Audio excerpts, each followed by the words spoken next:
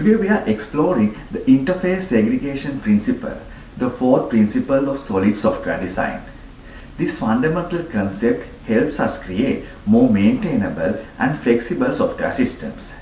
A quick note is that we will be using derivatives and subclasses interchangeably throughout this discussion to refer to the same idea of subclasses. This is the outline, and please feel free to jump into any chapter of your interest by clicking on the links in the description box.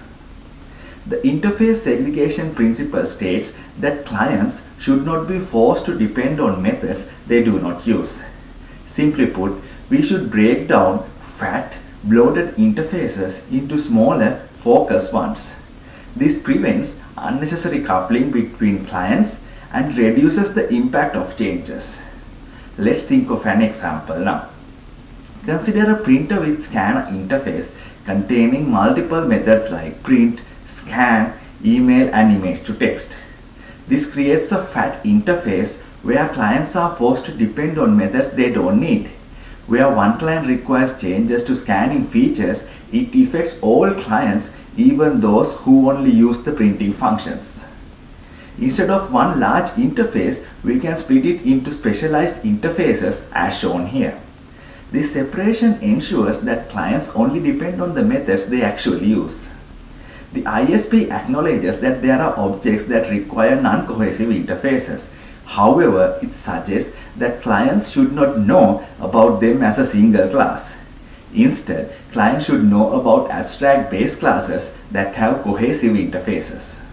So here comes a challenge. How do we maintain the interface segregation principle's goal of having focused, specific interfaces when we have functionality that naturally belongs together and operates on the same data? So there are two solutions to this challenge. They are separation through delegation using adapters and separation through multiple inheritance. Let's go through each of these in detail now. So, in this first solution of separation through delegation, which is also known as object adapters, what we are doing is we are creating a derivative of one interface and we are introducing another interface through composition. Now, if you look at this diagram here, we have this scanner adapter class that implements the printer interface. Hence, it is automatically inherits printer's methods. Then how does it allow scanner methods? Scanner adapter has the scanner object which is of the base type of scanner. So by calling scanner methods on this scanner object, it allows scanner functionality as well. And this is how you would implement the same in Java. Now let's look at the second solution, which is separation through multiple inheritance, which is also known as class adapters. Here what happens is this copier interface is a derivative of both printer and scanner interfaces. It has inherited methods from both these interfaces and it can always provide functionality of both these interfaces. Essentially, in order to implement this solution, the language should support multiple inheritance. Here is how you would implement the same in Java. Since Java does not allow multiple inheritance through class extension, we will have to use interface implementation. Now we have this important question, when to use which solution. Essentially, if your language supports multiple inheritance, separation through multiple inheritance is preferred because it's very simple to implement. However, if your language does not support multiple inheritance, and sometimes if you need additional translations provided by this adapter class, then you would prefer to take the solution of separation through delegation. Now we will look into an advanced example. Let's consider this example of order system. It needs to cater these different types of UIs, dine-in order UI, takeaway order UI, and delivery order UI. And each different transaction will be a derivative of a transaction class as shown here. We will now see that this UI interface contains all these methods, which is the same situation that we wanted to avoid using the ISP. So we will need to create different UIs separating different methods into individual UIs. But the base UI will be extending these individual UIs. Whenever a new derivative of the transaction class is created, a corresponding base class for the abstract UI interface will be needed. and so the UI interface and all its derivatives must change. However, these classes are not widely used. Indeed, they are probably only used by main or whatever process boots the system and creates the concrete UI instance. So the impact of adding new UI-based classes is minimized. However, this shows one of the issues with ISP conformance that was not obvious from the printer with scanner example.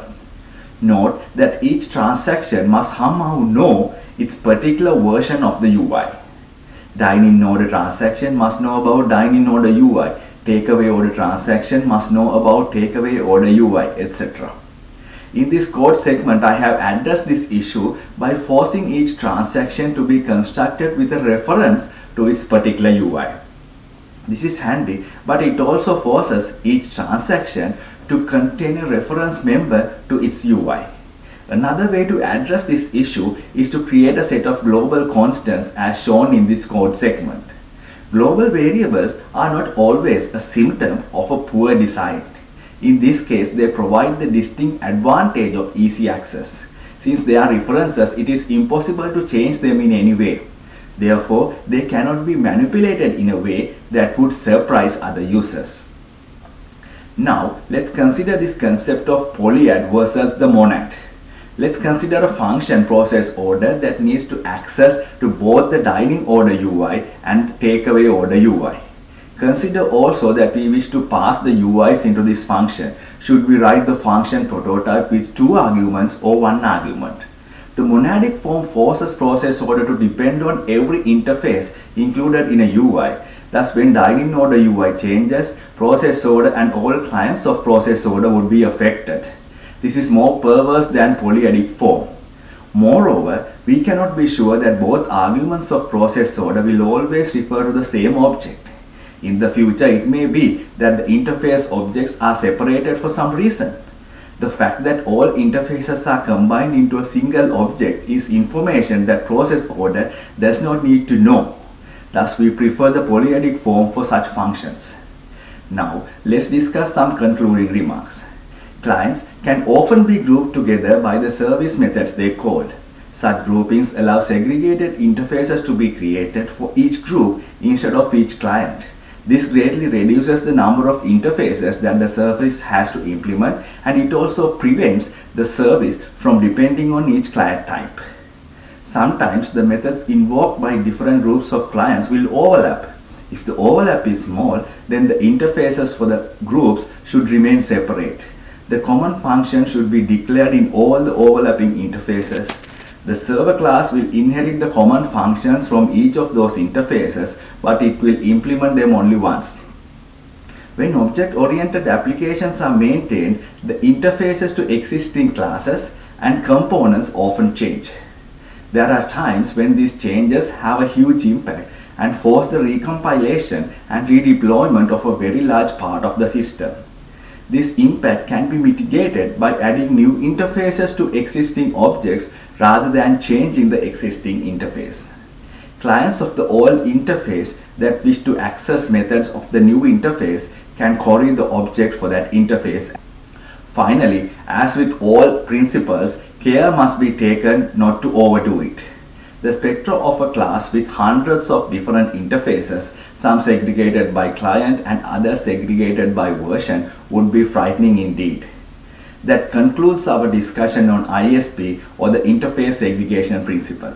If you like this content, be sure to like, subscribe and share for similar content in the future. Happy coding until I see you in another video. Thank you.